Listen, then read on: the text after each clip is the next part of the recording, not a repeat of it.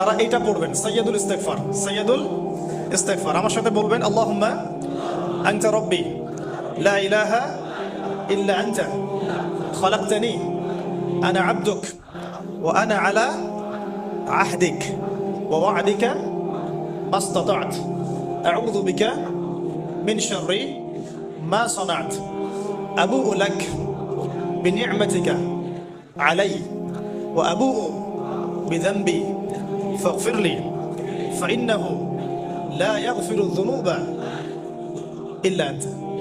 এই যে আমরা গত লেকচারে বলেছিলাম যে আমাদের ইবাদতগুলো অন্তঃসার শূন্য হয়ে যাচ্ছে এই কারণে, বিকজ আমরা অর্থটা বুঝি না।